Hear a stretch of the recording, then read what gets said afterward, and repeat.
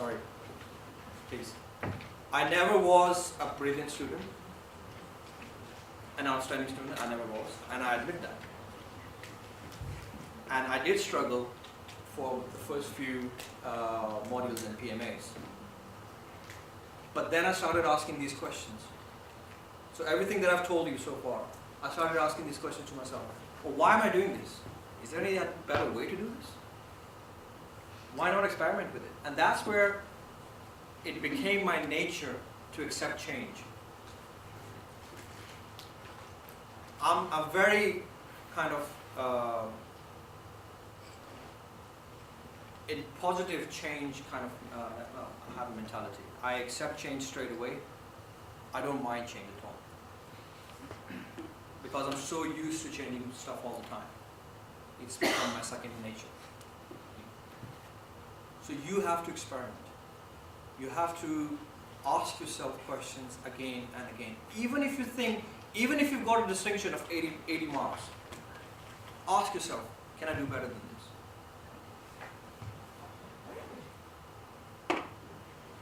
You're welcome.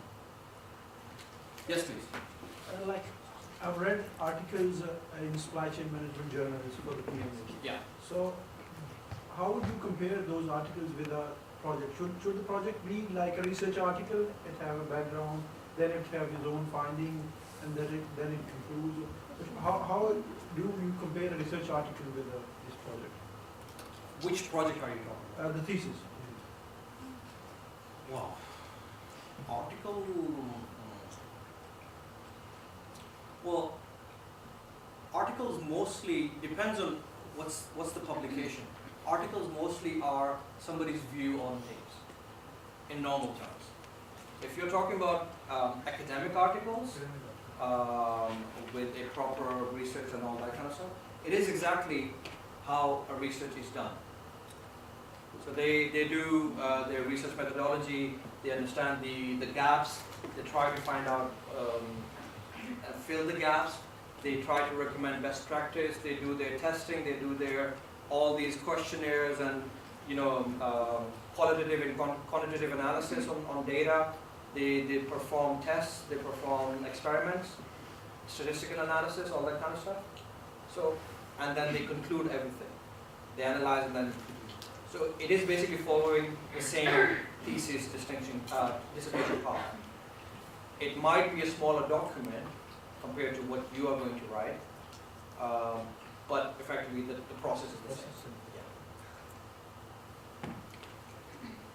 Yes? Roughly how many references did you have for the PMA and for the project? Just a rough estimate. You sure you want to know? I think on average for a PMA I got about 5. For the whole 5,000 Sorry? For the whole PMA 5,000? Average, it's average. I might have quoted 2 references in one, 3 in other, and so for all 9 PMAs that are submitted, the average would be about 4 or 5, something like that. For my thesis, it was, I'll just say it was more than 100.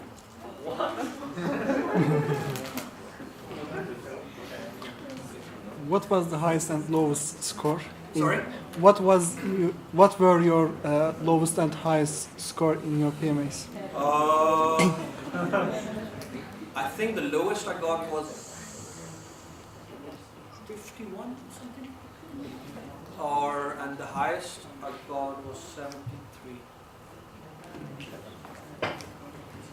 But I got I think 76 or 77 in my thesis. Because that was my preference.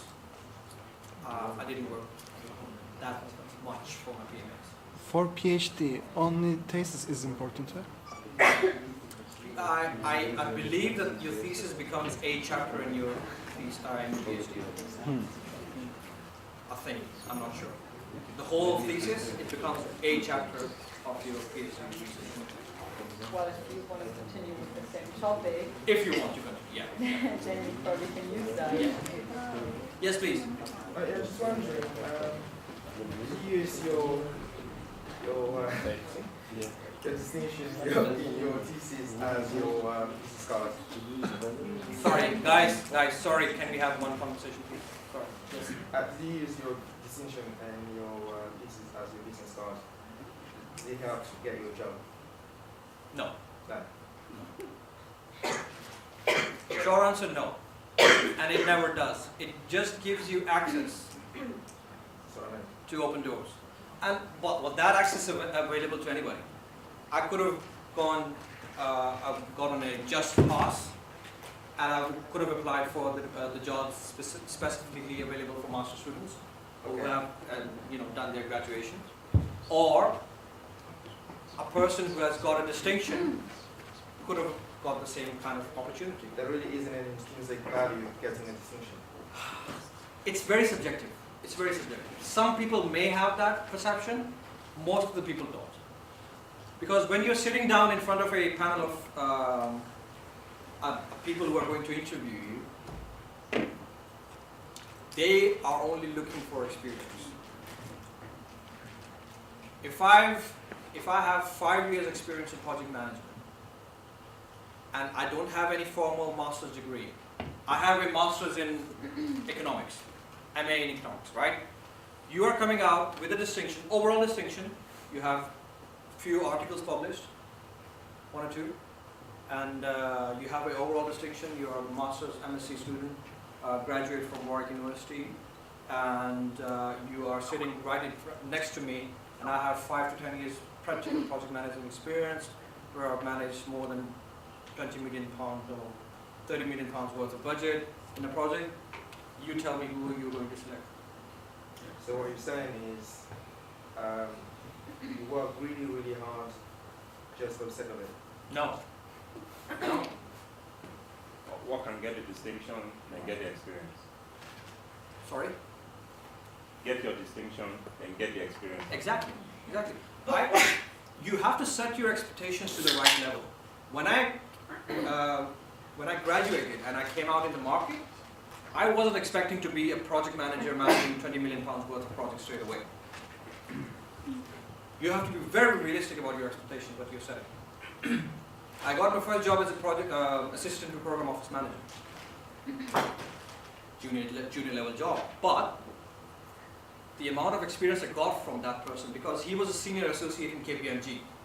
He had worked all across the globe. And the things that I learned from him, they're still with me, and I'm still utilizing that. All these different things, this presentation, I learned all from him. I had no idea how to make presentations at a professional level.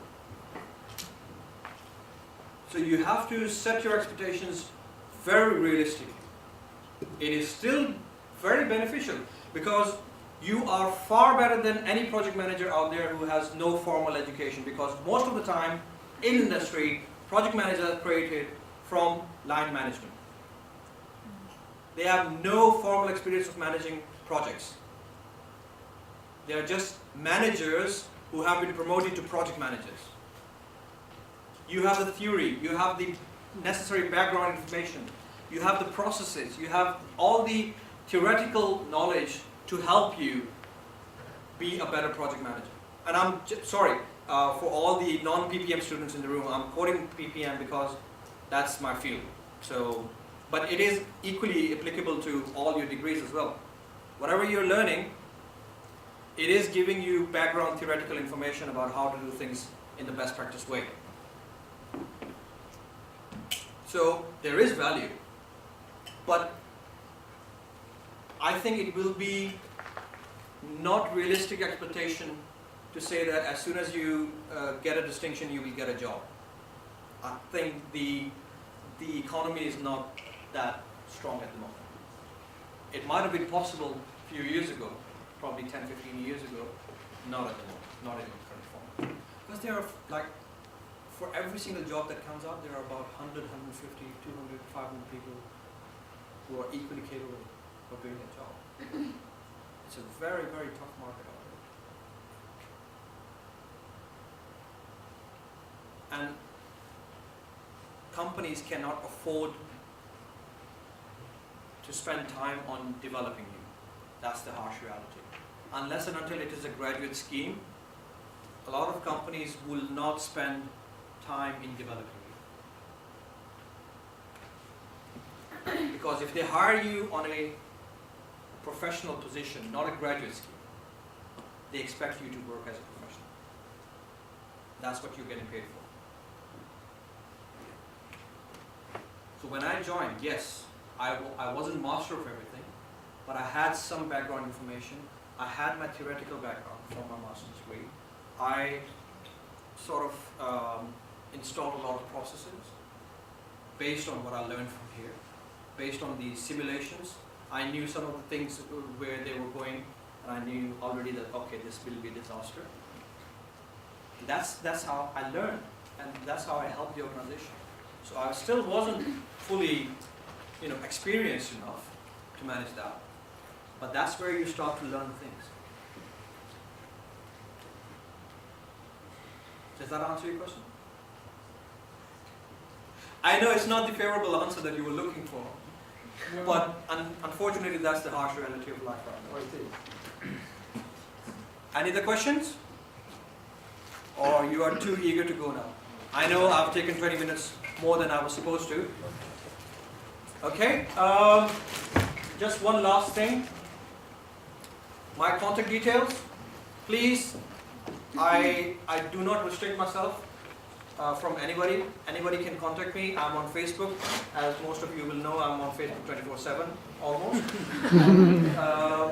You can call me, you can text me, you can contact me by email. If I do not respond to your call or text or email straight away, I will respond to you in the next day or two. Just give me some time, but I will respond to you and I will come back to you. Thank you very much for your time, and have a very nice evening and a good weekend. Let's give a big thank to Sid, who has given his time and sharing his experiences with us. And next week, Bino, who is a CEO of a consulting company and also a guest lecturer, is going to give us a Skype lecture here next Saturday morning. And if you are interested in, please, Carol is distributing the flyer there. And thank you, and we hope to see you soon again. Just one last thing. Can I please ask everybody to pick up any wrappers if you have dropped, because we need to make everything clean. Thank you very much for your time, guys. Thank you.